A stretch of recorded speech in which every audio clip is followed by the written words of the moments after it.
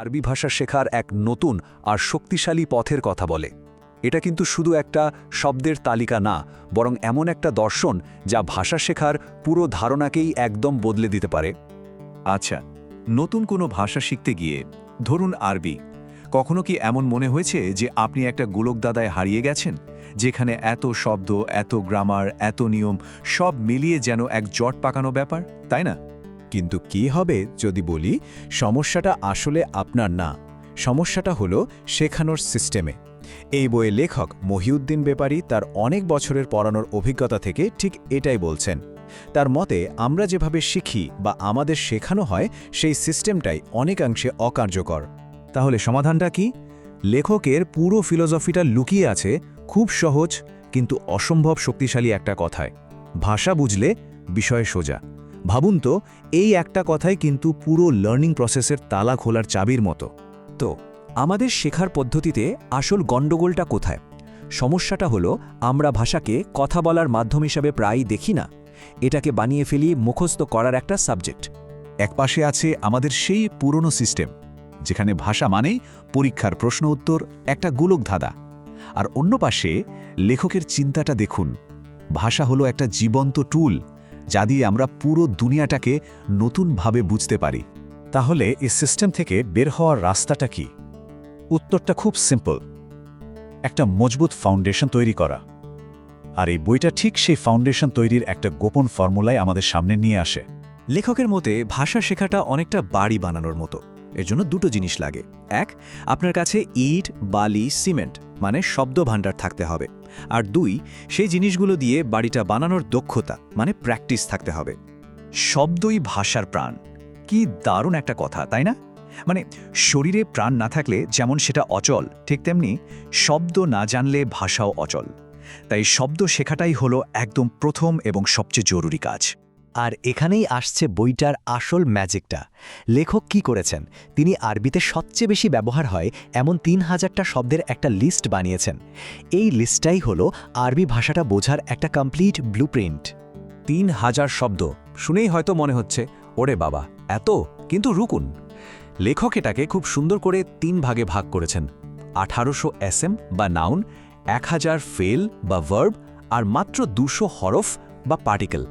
এই ভাগটা করার কারণে কিন্তু পুরো ব্যাপারটা অনেক সহজ হয়ে যায়।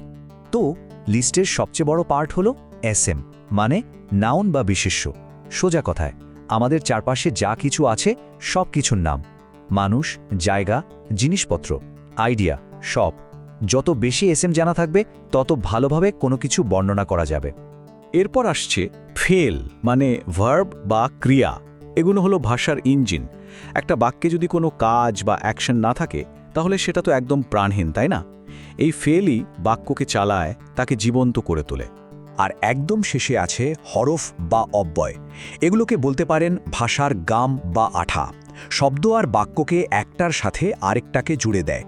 দেখতে ছোটখাটো হলেও এগুলো ছাড়া কিন্তু কোনো অর্থই তৈরি হবে না।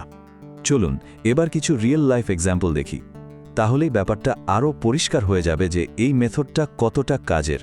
প্রথমে কিছু এসএম বা নাউনের উদাহরণ দেখি। এগুলো আমাদের প্রতিদিনের জীবনে ব্যবহার করা খুব কমন আর জরুরি কিছু শব্দ। দেখুন, রাজুল মানে পুরুষ, বাইত মানে বাড়ি, কিতাব মানে বই। এরকম খুব সাধারণ শব্দ।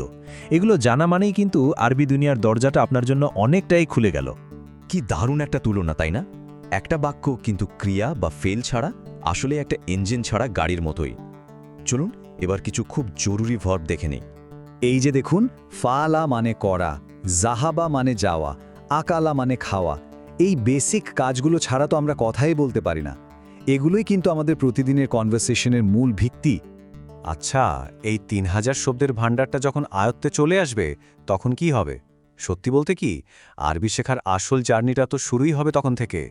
আর সবচেয়ে বড় যে ব্যাপারটা ঘটবে তা হলো এই ৩,০০০ শব্দ জানা মানে আপনি যে কোনো সাধারণ আরবি লেখা বা কথার প্রায় ৮০ থেকে ৯০%ই বুঝে ফেলবেন। ভাবুন তো একবার, এটা কত বড় একটা অ্যাচিভমেন্ট। আর তখন কি হয় জানেন? আরবি ভাষাটা আর কঠিন কোনো সাবজেক্ট মনে হয় না। এটা হয়ে ওঠে কথা বলার একটা পরিচিত টুল, যার মাধ্যমে পুরো দুনিয়ার সাথে কানেক্ট করা যায়। তবে হ্যাঁ, একটা কথা মাথায় রাখতে হবে, এই ৩,০০০ শব্দই কিন্তু সব না। এটা হলো প্রথম আর সবচেয়ে জরুরি স্টেপ। শব্দভাণ্ডার হলো আপনার ম্যাটেরিয়াল, এরপর গ্রামার দিয়ে বানাতে হবে স্ট্রাকচার, আর নিয়মিত প্র্যাকটিস করে আনতে হবে স্পিড। আসলে শেষ কথা হলো, ভাষা কোনো মুখস্থ করার জিনিস না, এটা একটা নতুন দুনিয়াকে আবিষ্কার করার মতো একটা জার্নি।